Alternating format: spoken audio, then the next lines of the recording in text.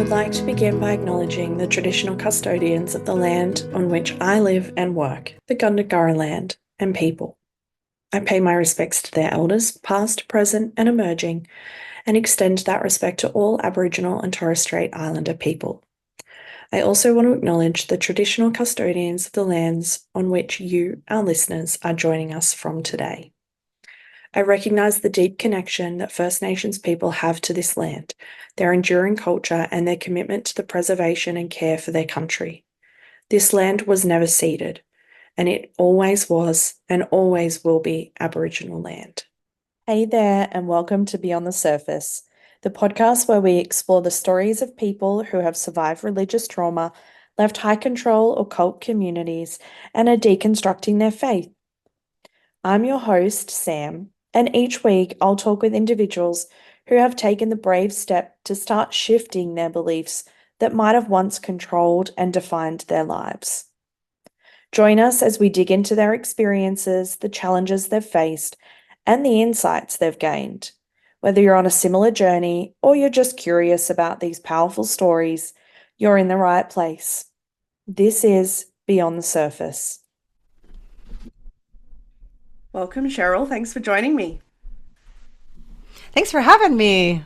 I am excited about this episode because I feel like I've been on your podcast once, and ever since I've pretty much thought that you are basically just this like badass powerhouse ex-brethren person. So I'm excited to have you on the podcast.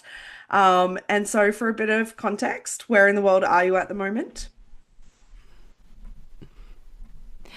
I am coming from Red Deer, Alberta, and on Treaty 6 and Treaty 7 land, home to Indigenous nations, including the Cree, Blackfoot, and Métis.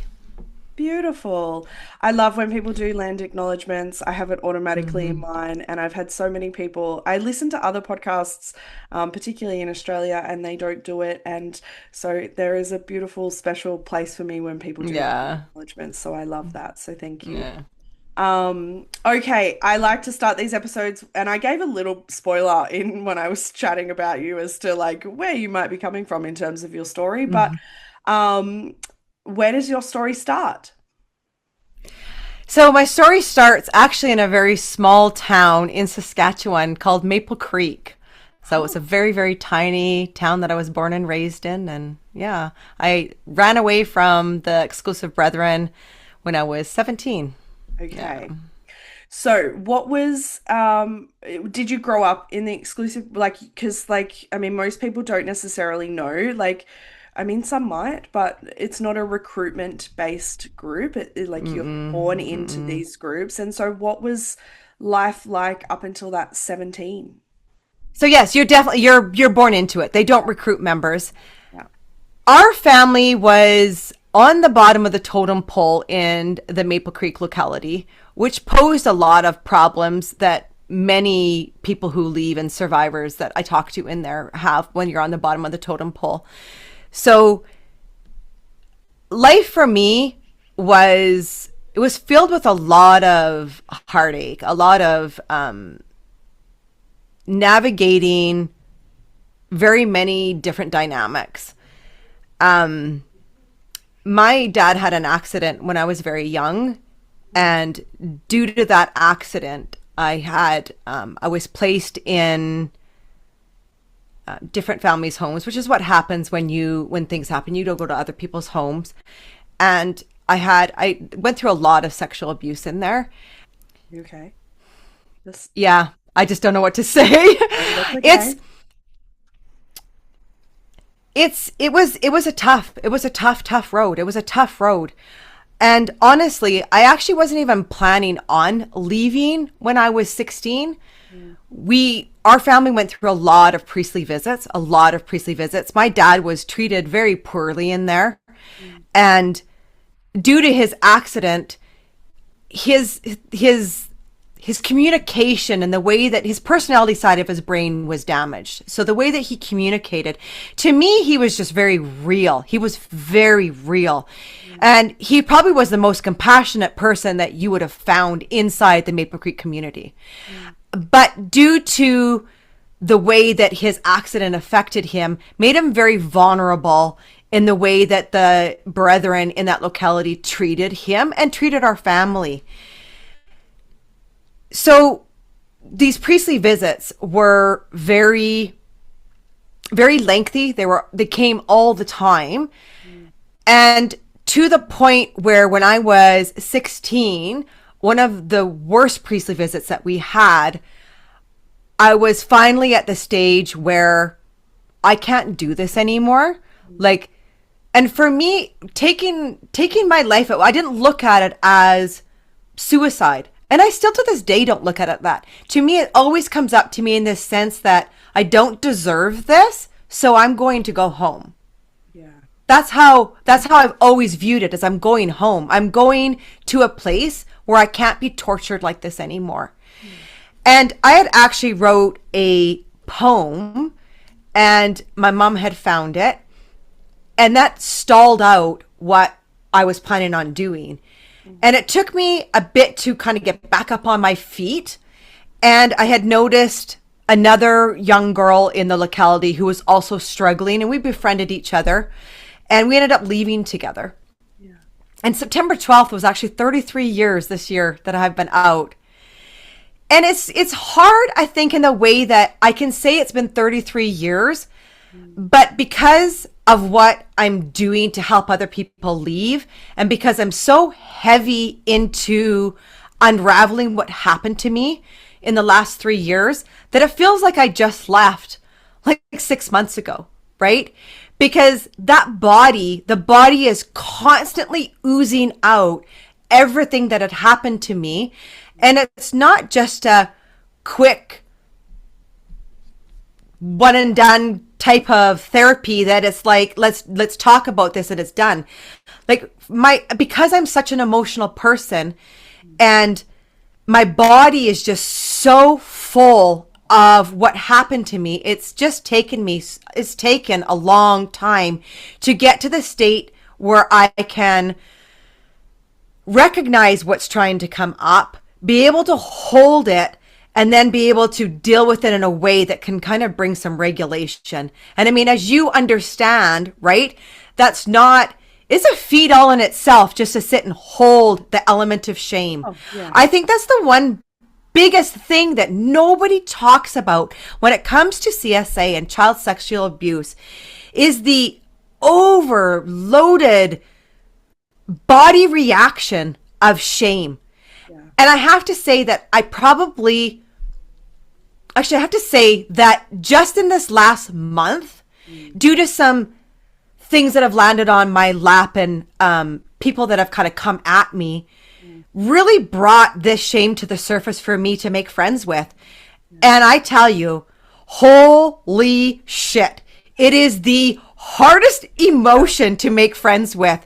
Yeah. Because our nervous system just wants to protect you. The nervous system just like comes in and it just wants to be like, no, like we don't need to go there.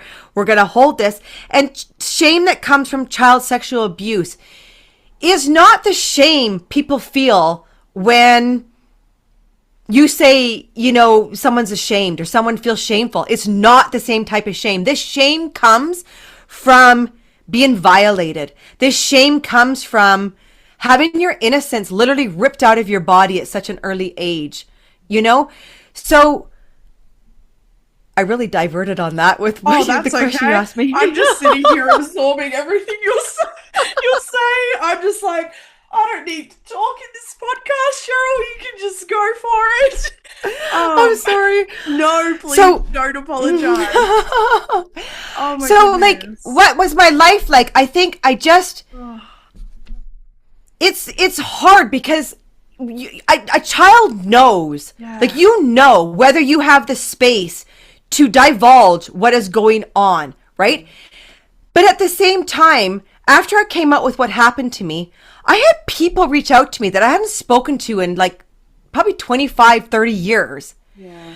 Who filled in pieces for me of things that they witnessed about me, things that they saw happen in my own home of the reaction of what I would have been going through.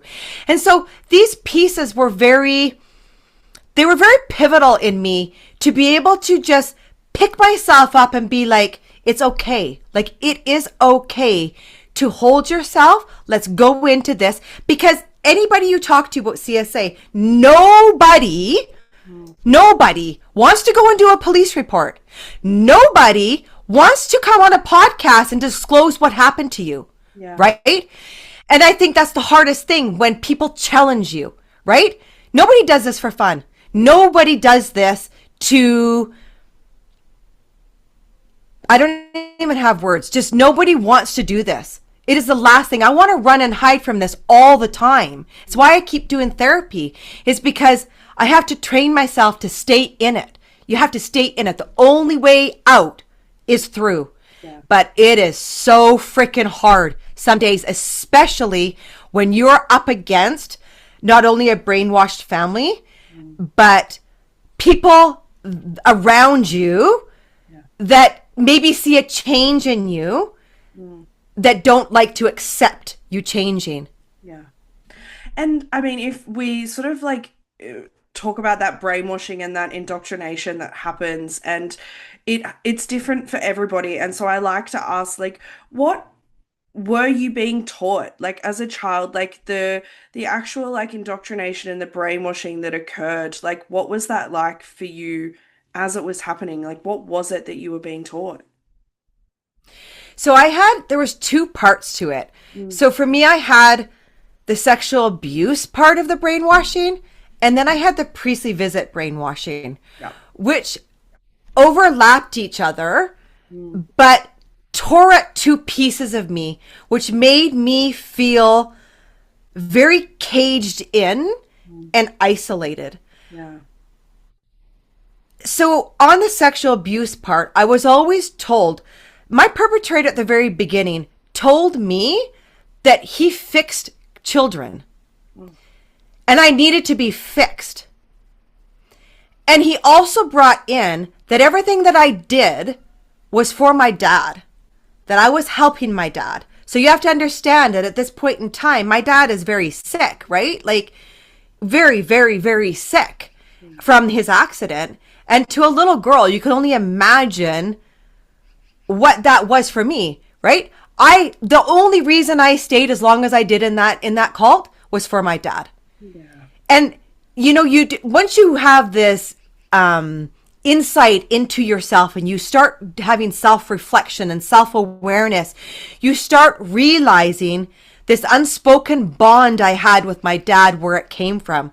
Well, obviously, how many years I was told that this is why I'm doing what I'm doing, is to help my dad. Yeah. Right? And then on the other side of this, I had the priestly visit end of things, which was when I was caught doing something they didn't like, it was very much, you are going to be the reason that your family are put out of fellowship.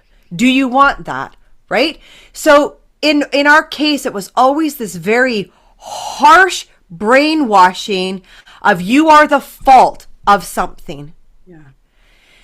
And they used that on my mom. They used that on my dad. They used that on everybody. The last priestly visit, it wasn't the last priestly, but the priestly visit I had at 16 was when everybody came to us. All these priests came to us before a meeting. Normally the priests came after a meeting. This time they came before a meeting. And it was to do on the subject of special friendship.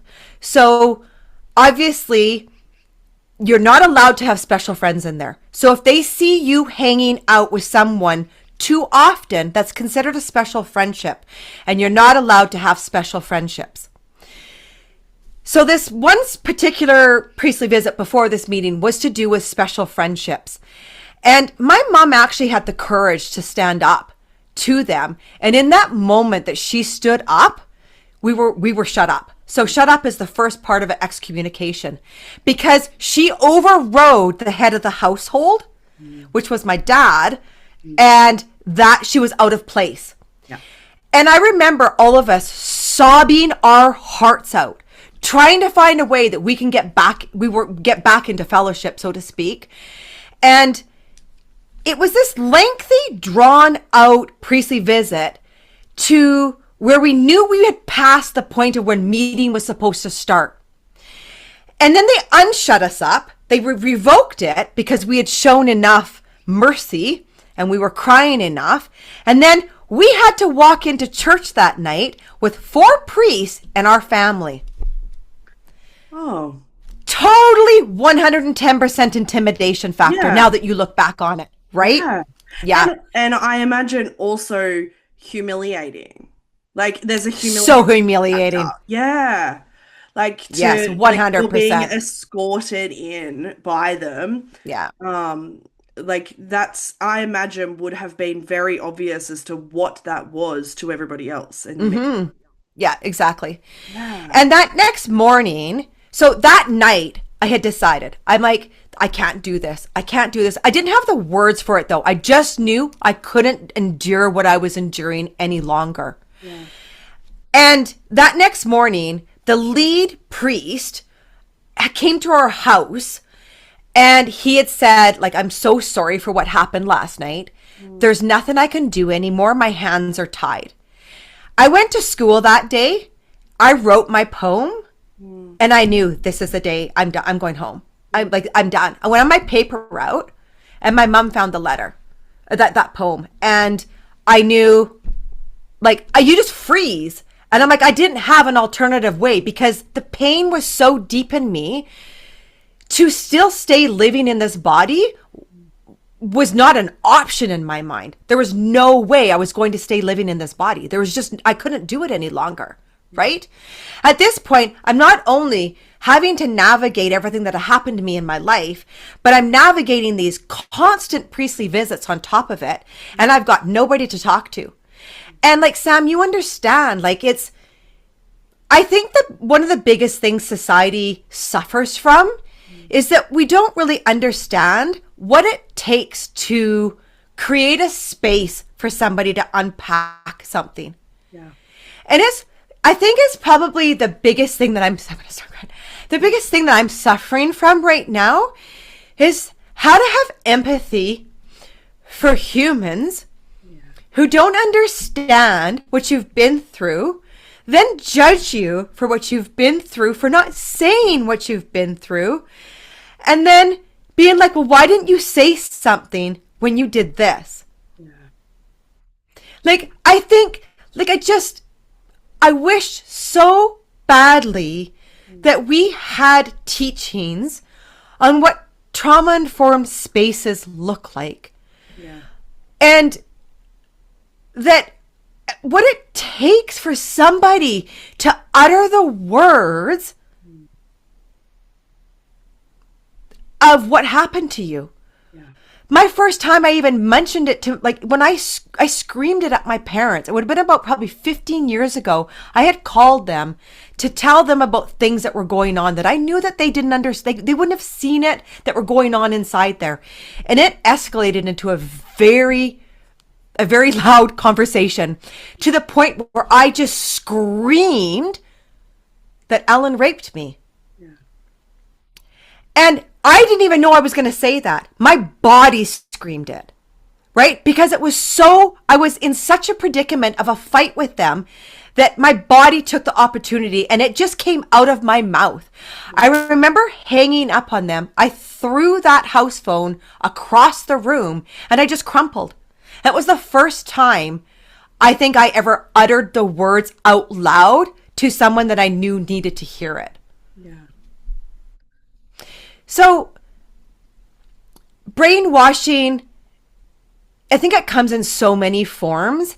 And I think the priests in there, they really know how to work every angle they possibly can, especially in Maple Creek. I mean, I'm going to speak for Maple Creek. Maple Creek is very much known for the horrific slaughtering of so many teens as young as 12, right? That just got thrown out onto the street.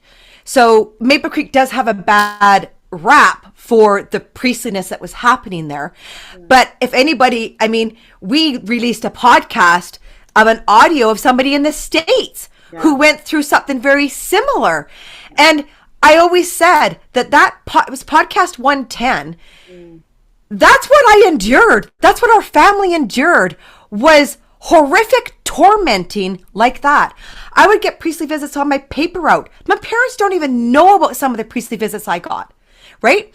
I would have priestly visits in back alleys when I was on a paper route, where this one brother, this priest, would follow me, and I went in this one time. I went in behind this back alley. He followed me in there, and he was the one that covered up my perpetrator.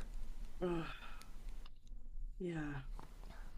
What is it? I mean, and I'm sort of like diverting a little bit, but like, what is it like for you to sit here and talk about it? Like, I just want like a almost like a check-in moment. Like, what is it like for you to sit and talk about this? It's hard. It's so hard. I don't think people realize how hard it is for me to do the podcast. Yeah. Like, I don't do the podcast for me. I don't. Right? I do these podcasts because there's something inside me that just says, Cheryl, don't stop talking. Yeah. Keep talking and own how you feel. Own your tears, own the hurt, own this, own it all, because it's you, right? I think the hard part that comes from it is the judgment, right? It is when in my heart of hearts, in my heart, I just want the pain to stop. I just want the pain everywhere to stop, right? But I have a very naive, gullible sense of how easy this would be to fix. And I'm not going to let that go, because I think it's a part of me that is very sincere in the fact that if humans just realized what everybody was doing, and that if you just took your ego and put it to the side and listened to every survivor, this would be very easy. I shouldn't say to fix, but very easy to put on the table and then get the help everybody needs. Yeah. Yeah. Absolutely. So I talk because something inside of me tells me not to stop talking. And as hard as it is to cry as much as I cry, those tears, they wake up pieces of me. My 3-year-old gets to cry. My 4-year-old gets to cry. My 6-year-old gets to cry. But they get pulled out of me by the stories that I hear. So there's a therapeutic piece in it that is very hard to navigate, but at the same time, there's healing in it. Yeah. I mean, that phrase of like the tears wake wake parts of you is both simultaneously a heartbreaking and beautiful statement. Like it's, you've got to have the nuance to hold that statement, because it's devastating, of the cause of those tears, but also it's beautiful that those parts of you are able to wake up and be met with safety. That's how I feel. Like I think right now is just navigating, and you'll understand this, when memories come sensory based, right? When you didn't have words for things, but you remember images that come through the sensory of the body. I think those are the toughest ones to navigate, because my 3-year-old self, the 4-year-old part of me, doesn't have words the 6-year-old does, right? And the deepest hurt within me is the sensory part. It is the sensory based memories. Yeah. I feel it's I sort of want to ask a question that's like adjacent, but feels a little bit in the scheme of things mundane to ask, but I'm going to anyway, which is like, because obviously we're talking about, the Exclusive Brethren is a religious-based cult. And so who was God to you throughout all of this?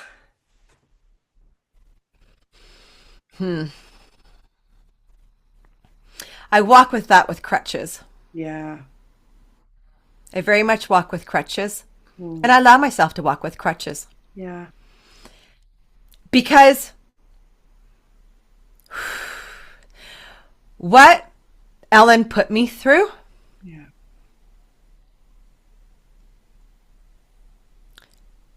In my little girl mind, the amount of times I screamed out when I was drugged and not been able to move, nobody came for me. No parent and no God.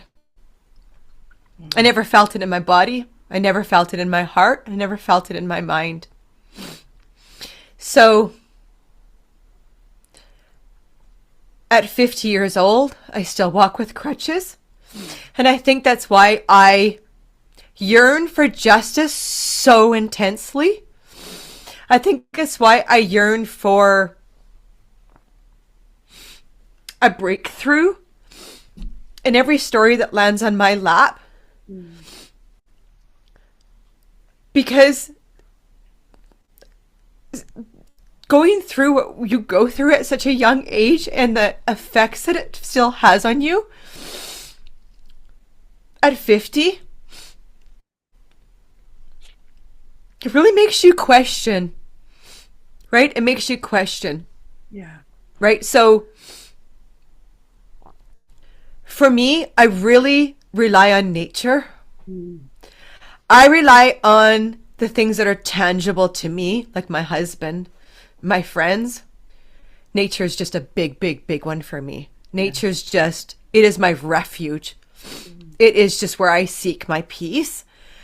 I'm not saying there isn't a God.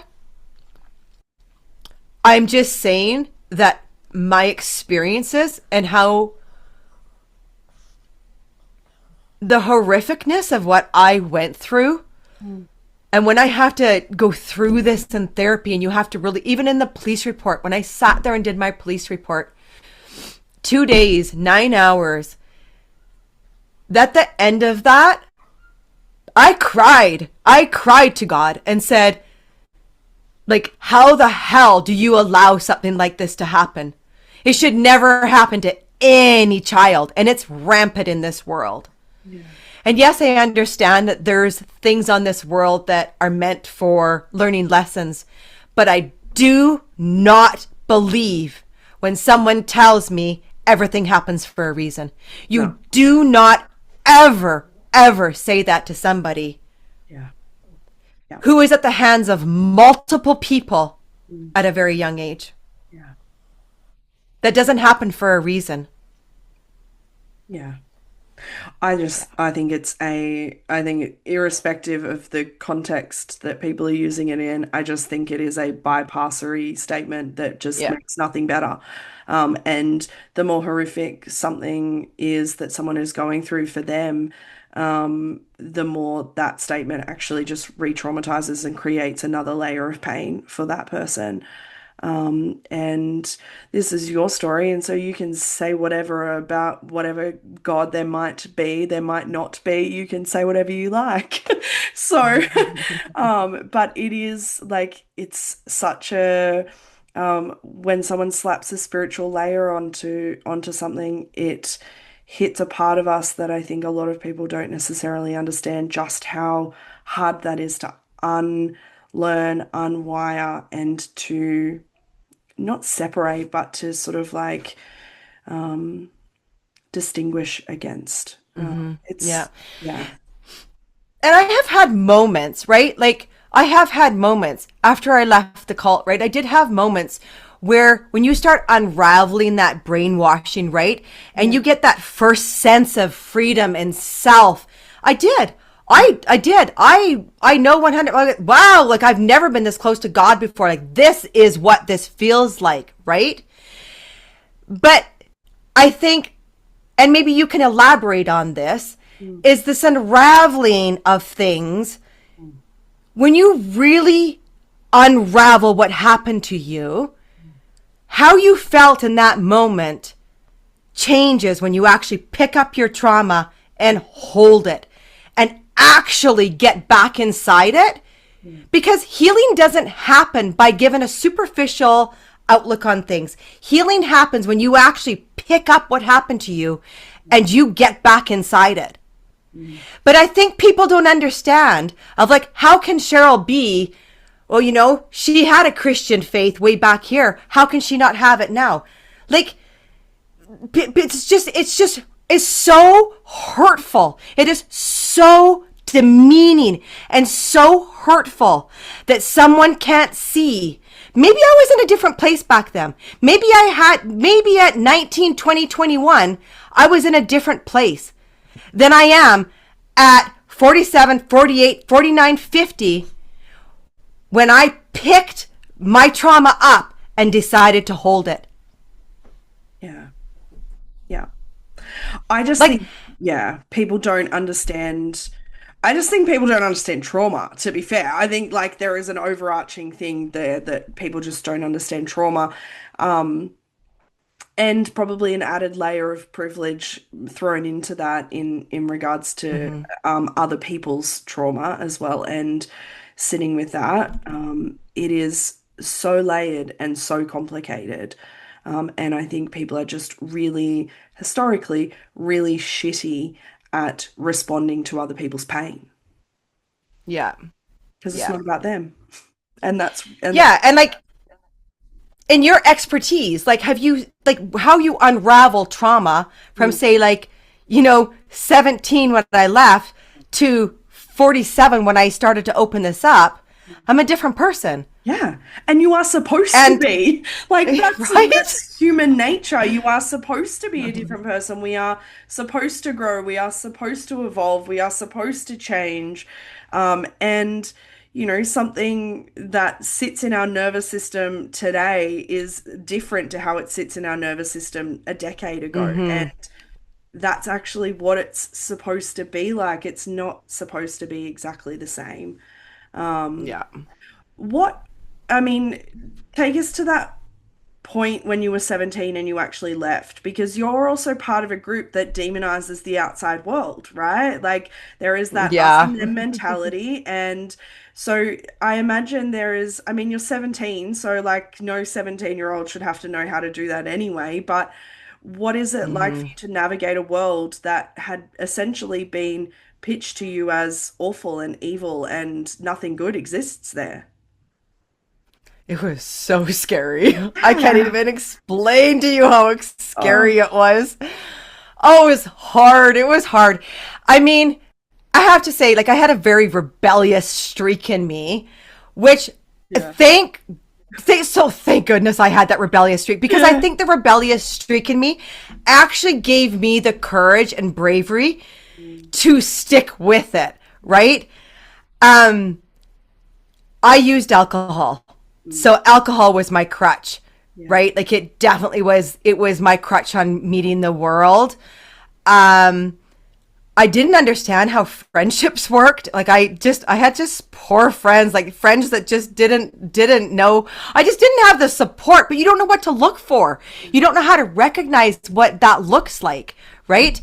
So for me, I stayed in Maple Creek I think it was about a year. I stayed in Maple Creek, and then I moved to a city just outside of Maple Creek. Um, my husband was my saving grace. So I met him. I got pregnant when I was 19. Yeah, like I have to say my husband he was my angel that came and saved me. Like, and he knows that. And like, it's just, the world needs to know that, what that man has put up with. So I think me finding him, to me, that was divinely fated. Like 100%, I know Curtis was meant to be there for me. Like he picked me up right when I needed him. So navigating those firsts were really hard because we never left with anything, right? And you slept in the corner of an apartment building. We have nothing. We didn't have curtains. We didn't have pots or pans. We didn't have clothing. We didn't have nothing, right? Except our pedal bike.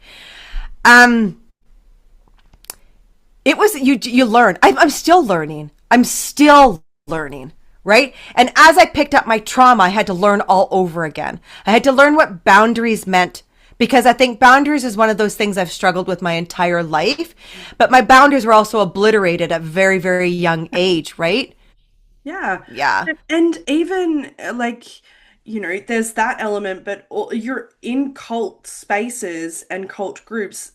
Every relationship is boundaryless anyway. So you are not taught boundaries Mm, in that sense, aside like as well as all of the abuse that you had experienced and the mm-hmm, boundary violations that were experienced. mm-hmm, You are equally not being taught relationship boundaries. So no, I mean, my brain goes, no wonder it was hard to make friends. No wonder those relationships were hard because you were never taught how to make them in the mm-hmm. first place.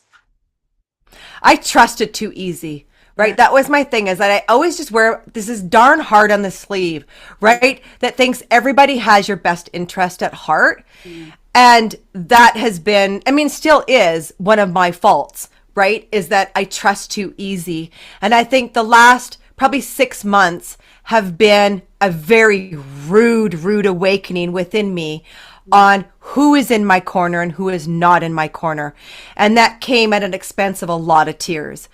And you know how, people that, I mean, I'm just an emotional person. When you're very emotional, how do we learn?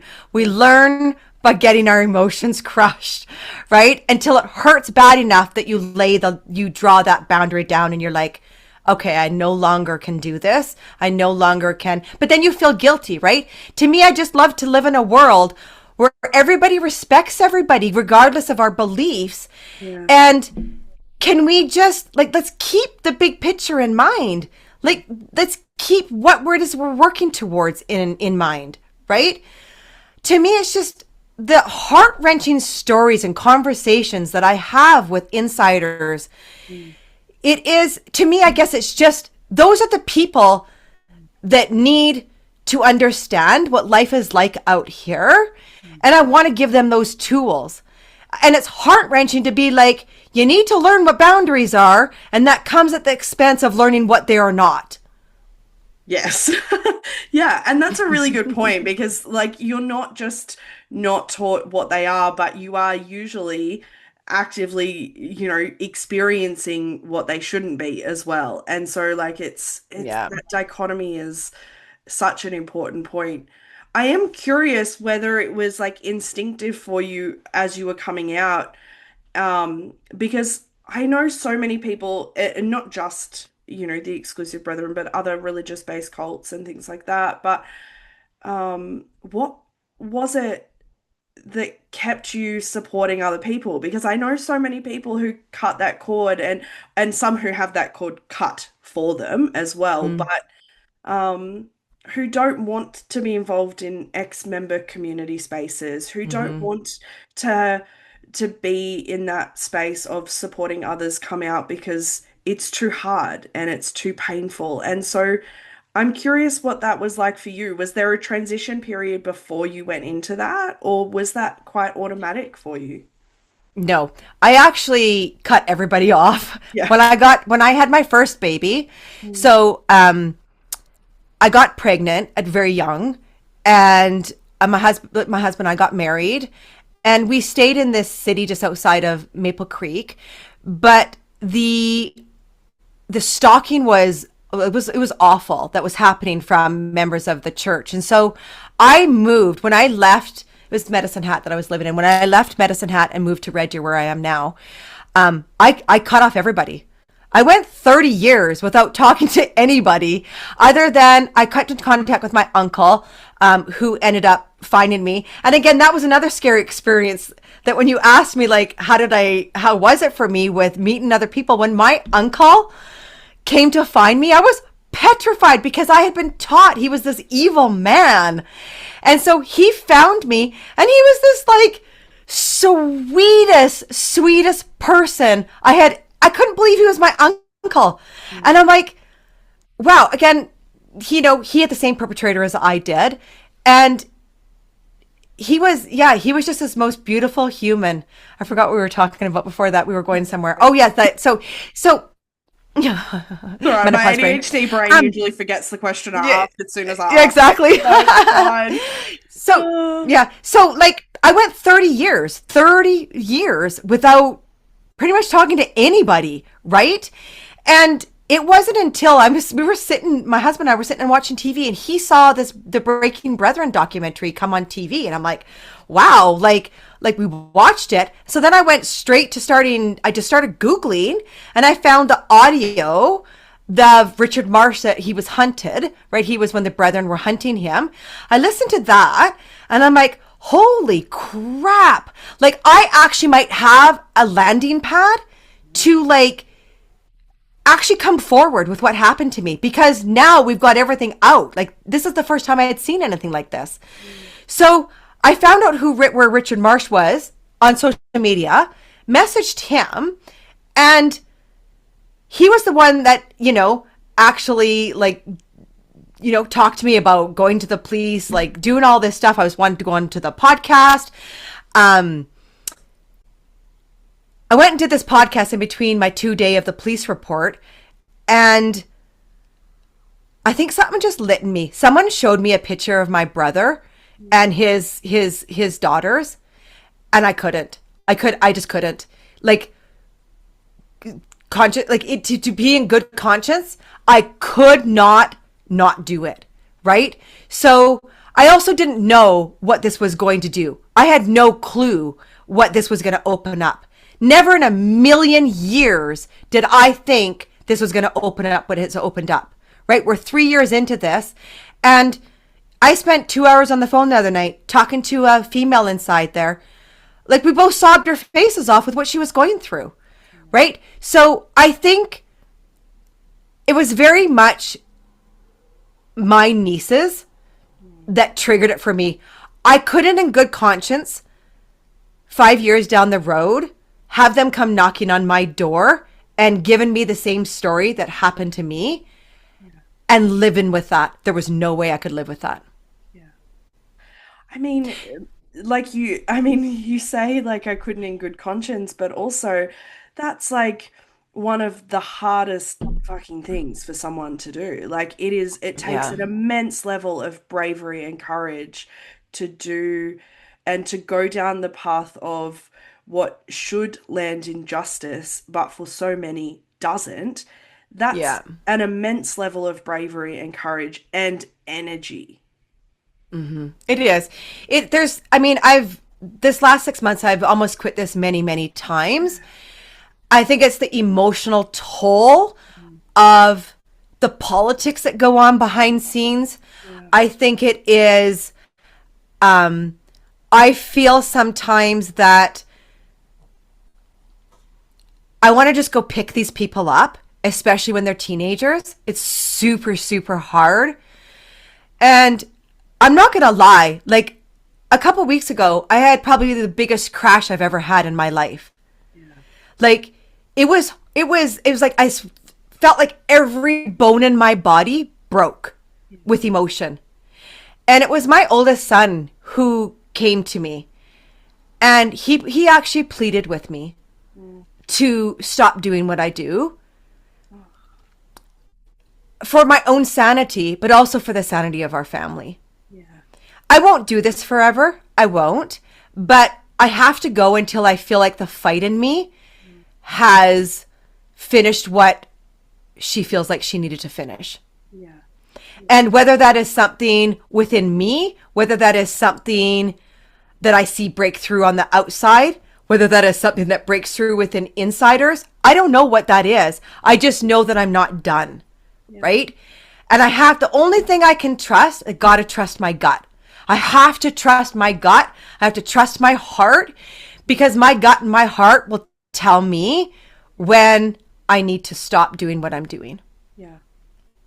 What was the process like for you to even recognize what your gut was saying? Because in these places, like, intuition is not something that's talked about. And in some faith-based spaces, it's spiritualized instead, and so it's talked about, but with a spiritual language. But even just that process of being able to recognize what your intuition is saying, let alone follow it and believe it and do what it's suggesting, that's quite a process, right? Therapy. Yeah. I have done therapy for years and years and years. Yeah. Therapy is my lifeline. Like, I cannot stress that enough. Yeah. Anybody who is struggling with religious trauma, child sexual abuse, anything, go find yourself a therapist. You will never get to the place you need to get to without therapy. It has been my therapists that have been my spotters. They have been the ones that have helped me unravel what my body is really saying, because my brain is brainwashed. I still is brainwashed. Right? It's why it took me so long to come out with what happened to me. Like, I wasn't just brainwashed from the priest. I was brainwashed from what had happened to me. So I had to go through, like, every time I'm in therapy, I can tell now what is brainwashing coming from indoctrination of their cult and what is brainwashing indoctrinated from what happened to me. And so the more I allow my emotions to express itself and to drop in and not run, is the more my gut and my intuition speak to me. It's not clean. It is not a clean sight at all. We are in the messiest times ever right now. But the thing therapy has taught me is that every emotion paves a path to who we are. It just does. I am living proof that you can live through some of the strongest suicidality. I am living proof that you can live through some of the strongest grief. And I am living proof that no matter how much your soul was raped from you, you can find a reason to live.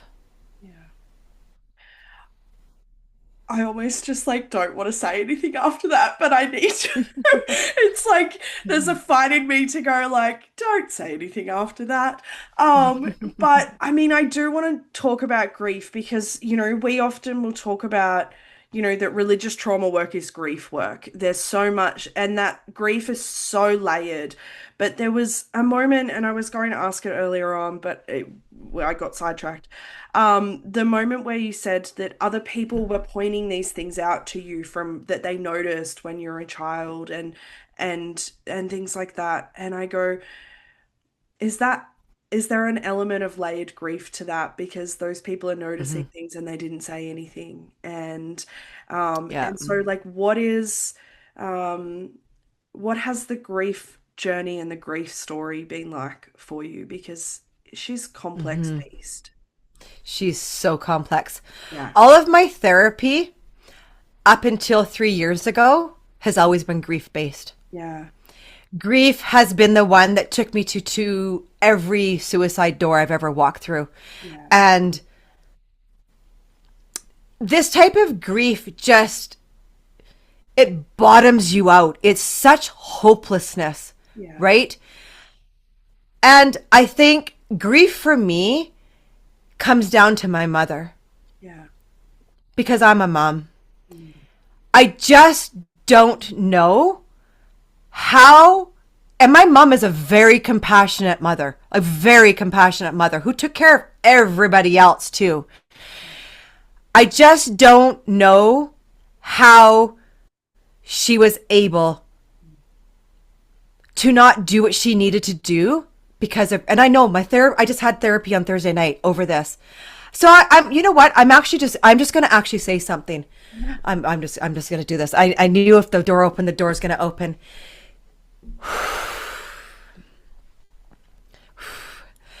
So my husband actually was just in Maple Creek a couple weeks ago for a court case from my perpetrator's son. And he actually went to my perpetrator's doorstep. My husband's a very, very brave man. He's so compassionate. He's just so compassionate, right? So I think that's why we've been together for 30 years is because we both have that same very wear the heart on the sleeve. And a lot of stuff was discussed in this 6-minute visit to the point where my perpetrator actually said that he knew he needed to get help for the people that he's harmed. He actually said that he was sorry. He said, tell Cheryl, I'm sorry. I listened to this audio. It was the hardest audio I've ever listened to, because in this audio, I had to relive the sick man. The sick man that is, I didn't do anything. And then in the next breath was like, I know I need to get right. I didn't do anything. I'm sorry for what I did to Cheryl. I didn't do anything. But yes, admits to hurting multiple women. My husband then took this to my family, played it for them, and I'm sitting in a space right now where there's such an opportunity for justice. Obviously, this recording went to the police. Yeah. And yes, it's admissible in court. Yeah. But I don't care about the court case. That's never been my agenda. My agenda is I experienced what this man did to me, and he needs to be in an institution. I just don't understand where humans cannot process and grasp their brain to think, we don't want this on our streets. I'm not asking for him to go to jail. Can we rehabilitate something like this? I don't get how humans just don't understand why we don't want to put our energy into rehabilitating people. What has he been through? What is his father done? Which his father did something to my grandfather, right? So this is a systemic issue in this family. And so I'm sitting in a space right now where I'm waiting to hear back. I'm waiting to hear what my parents are going to do about it. I'm waiting to hear my brother, who said he's going to fight tooth and nail for me, what's going to happen about this, because I've had radio silence for 2 weeks. And so when we talk about grief, let's talk about 3-year-old grief. My 3-year-old self has been sobbing her heart out for 2 weeks. Because my 3-year-old part of me is like, my mom is going to finally come and rescue me now. My 50-year-old self wants to go inside my body and be like, it's okay, I got you. But my 3-year-old self only wants her mother. So grief is just, it's a dragon you gotta learn how to ride. And definitely get yourself a therapist to ride it. Because you have to have a therapist to ride this dragon. Oh my goodness. And I think my message to people who have suffered from childhood sexual abuse is, your body is your guide. Yeah. And it hurts to get into it. It hurts so bad to get into your body. But your head is not going to save you. You have to get into your body. Your body is where you truly, truly meet the pieces of you, and you're going to see yourself through a completely different lens. People are going to say you've changed.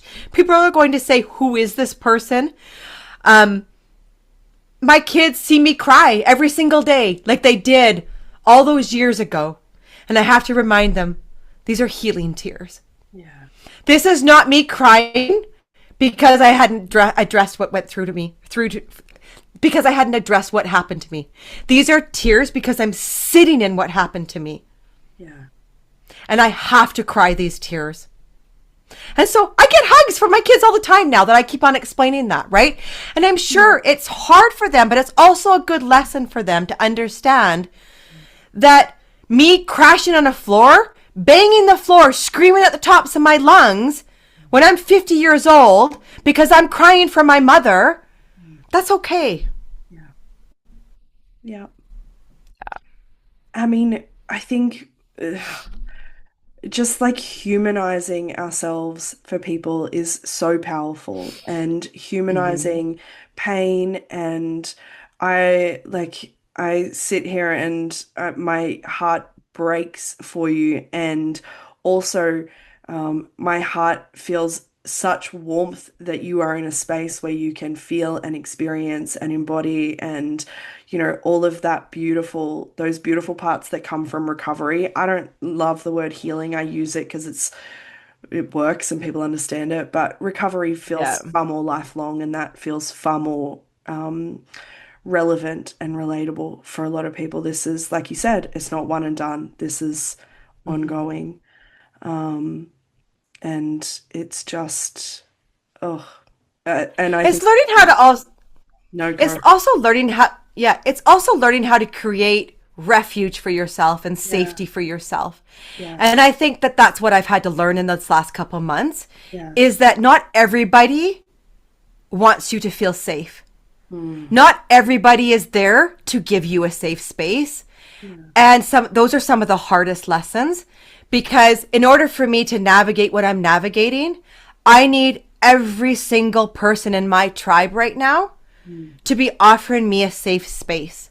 yeah, I need everybody around me to understand that when I'm crashing, that it's okay and you don't need to fix me.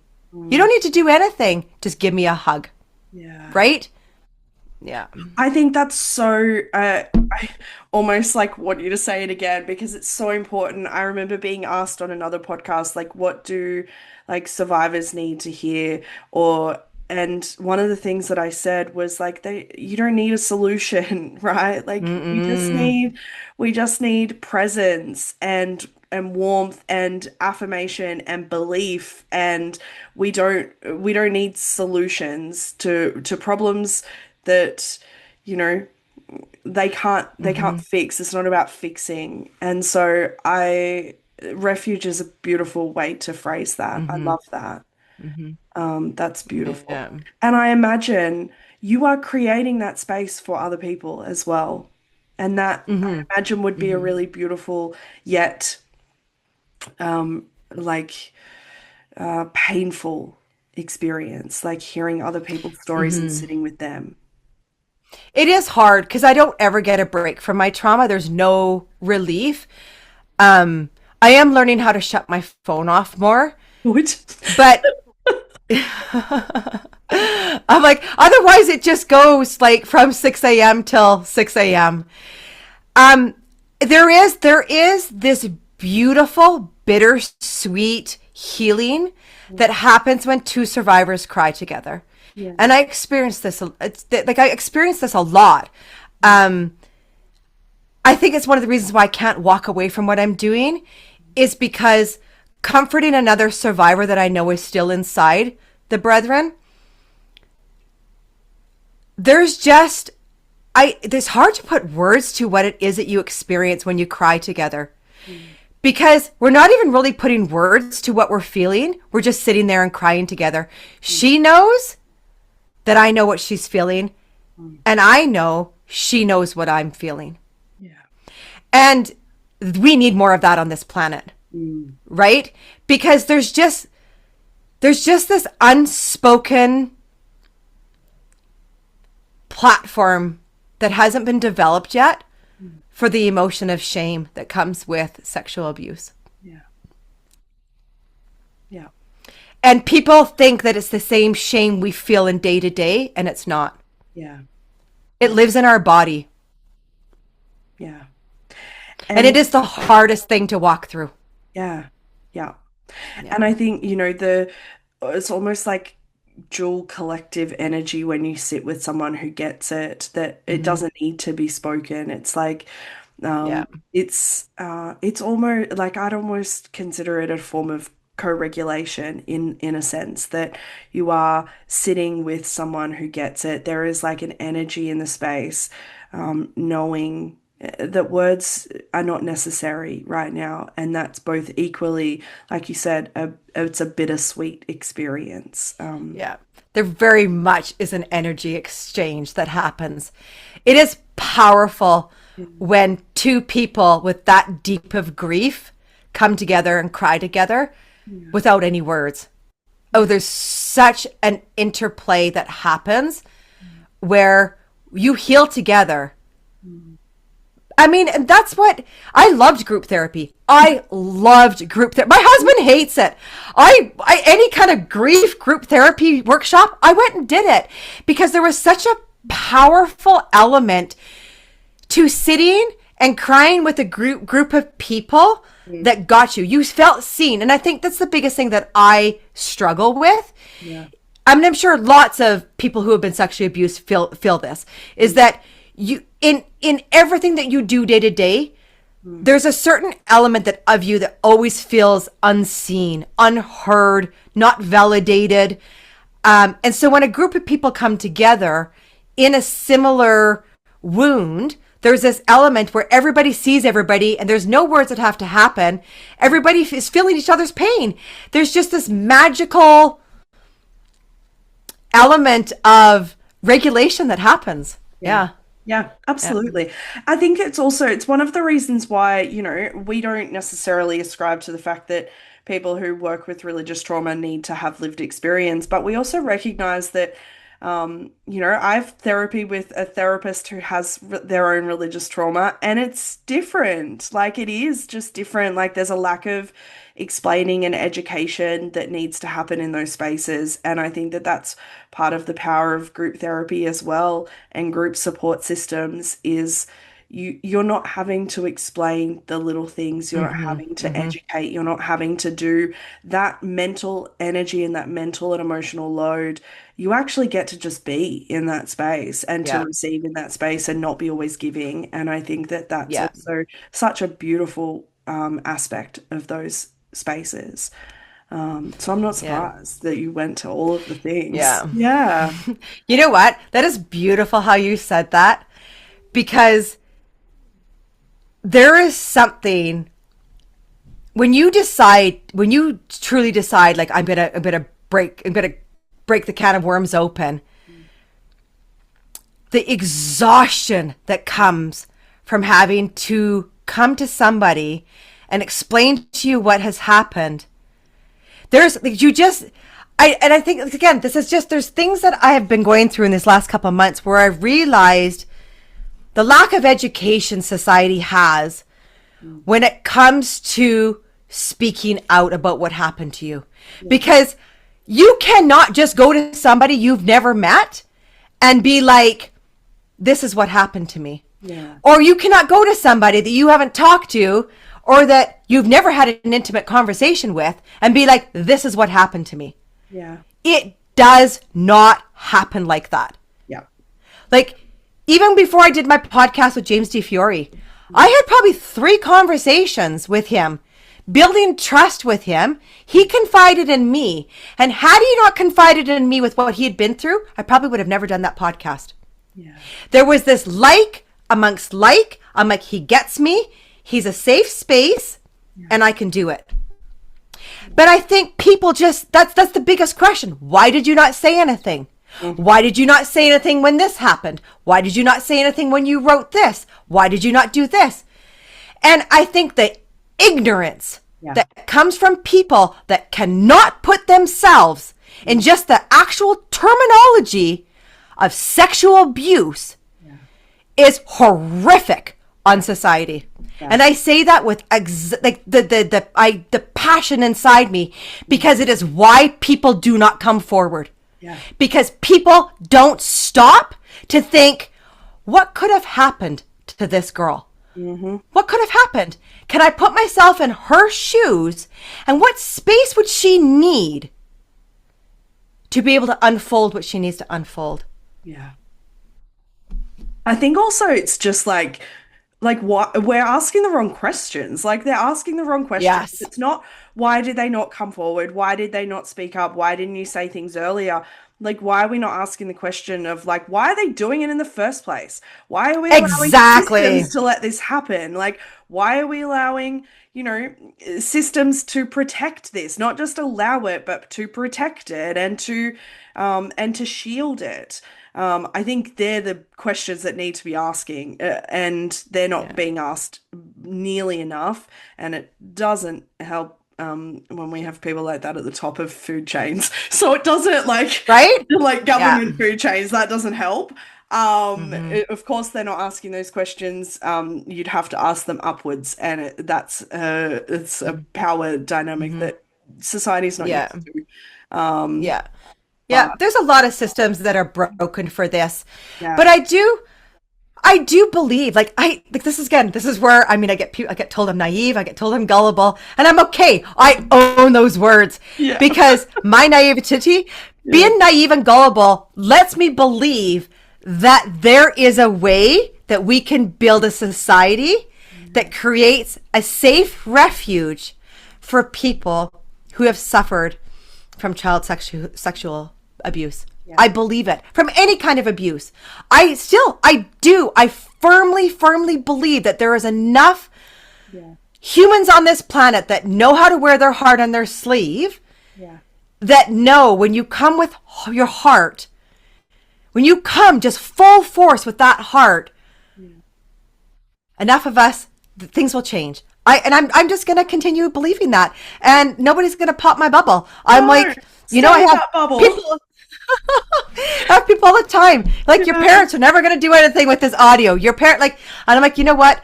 I'm just gonna stay in this little naive bubble, and I'm like, they are. Yes, they are. I mean, I understand that they're brainwashed. I totally get that. But I truly believe that nothing can override a mother's roar. I do. I truly believe that in my heart and soul. That I think that it just takes time. yeah, yeah. That's what I'm going with, anyhow. We're gonna go with that anyway. Okay, I want to ask a question in the lead into what is my final question in all of these episodes, but I want to shift gears for a moment because we've talked a lot about the pain and the difficulty and the challenges of coming out of the exclusive brethren.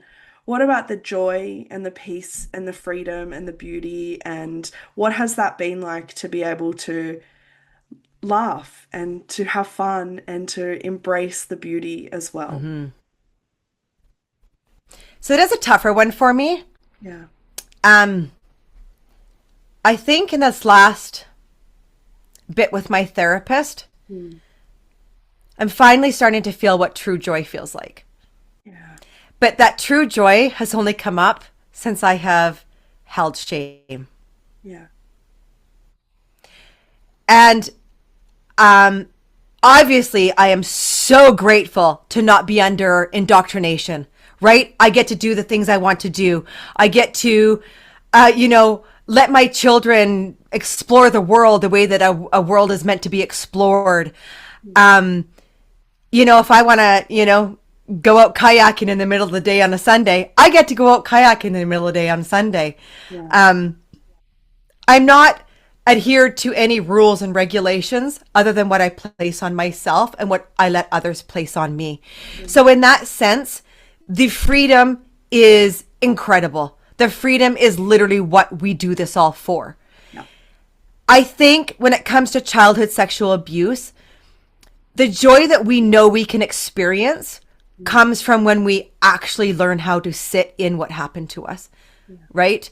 And that is when this true organic joy has come and erupted. Like, I just did therapy on Thursday. It was one of the best sessions I ever had. And I just, like, my body from the tips of my toes to the top of my head giggled. For Oh. no apparent reason, just giggled. It was Any the reason first to time, giggle? I love that. right? I'll be 51 at the end of October. And it was the first time in my entire life I have ever experienced that emotion. Yeah. It was incredible. It made me feel like a little kid. Yeah. So, like, I get to get the therapy that I would have never gotten there, right? Yeah. Like, because of my own personal experience, I just know I would not be the person I am today. I would not be able to have the movement I have today if I had not done therapy. It was actually my husband who dropped me off at the hospital one day and was just like, here you go.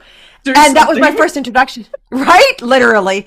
And it was my first introduction to therapy. I mean, I had to really search for the right therapist. Yeah. And the therapist I have today is very different than the therapist that I've had before these last 3 years. These last 3 years, I've had a different therapist, very somatic experience therapist. And, you know, it's different. It's very different. It's getting into the body, EMDR, ART, all those things that really help us get into the body and be able to unwind those patterns of tension, right? Yeah. Oh, beautiful. Yeah. And I mean, doing those things, you know, leads to what we want, which is that embodiment of like everything working the way that it's supposed to and integrating everything. And so I love that. The giggle story just like warms my heart. It's Yeah. beautiful. I love that. Okay.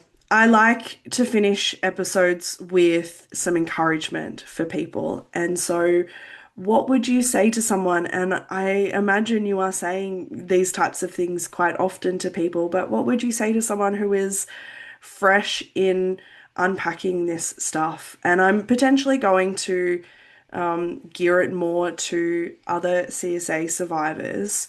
And what would you say to them who are stepping into that recovery journey for themselves for the very first time? You are worth it. Mm. You are worth it. No matter how much that shame tries to tell you you're not, you are worth it. Yeah. It's not easy, but it is so bittersweet when you finally get to take your body back. Because that is what holds us back, is that your body is still owned by the trauma and those that harmed you. Mm. So when you firmly start telling yourself that you are worth it, you start making friends with all of that dysregulation and disassociation that's happening inside of you. And it's just get yourself a therapist. And I know you're in there, but I'm here. Like, I mean, I've had so many people that reach out to me about childhood sexual abuse and sexual abuse that they're going through. I obviously can't get to everybody all the time, but those are at the top of my list. I will rule out everybody else I'm going to talk to in a day, and I strictly go to my sexual abuse survivors because they are the ones that need to be heard. They are the ones that need to be held. They are the ones that are battling an unspoken fight that so many of society, so much of humanity does not understand that fight. But I just want to tell you, you are so worth it. I'm not going to say anything after that. I'm just going to let that sit because there is nothing that I could say after that that would even add any benefit. So I'm just going to say thank you for being here. And thank you for sharing so vulnerably and so openly. And I have absolutely no doubt that anybody who listens to this episode is going to simultaneously have so much warmth towards you because you are just beautiful and an absolute fucking powerhouse. And like I'm mirroring what I said at the beginning, and I firmly agree that it is still there. And also just, you know, thank you so much for the work that you do, but also just being here and sharing your story. I appreciate it. Thank you, Sam. You are such a beautiful human that I probably wouldn't have been able to be this vulnerable with anybody else. So I'm like, I've had to cancel so many podcasts this last one. I'm like, I kept Sam's. I'm like, you're just such a beautiful human. You get it. You know how to just have that warmth, and you just embody what every survivor is looking for. So thank you. Oh, that's beautiful. Thank you. Okay, let's finish. Thank you. Yeah. Thank you. Thanks, everyone. Thanks for tuning in to this episode of Beyond the Surface. I hope you found today's conversation as insightful and inspiring as I did. If you enjoyed the episode, be sure to subscribe, leave a review, and share it with others who might benefit from these stories. Stay connected with us on social media for updates and more content. I love connecting with all of you. Remember, no matter where you are in your journey, you're not alone. Until next time, keep exploring, keep questioning, and keep moving forward. Take care.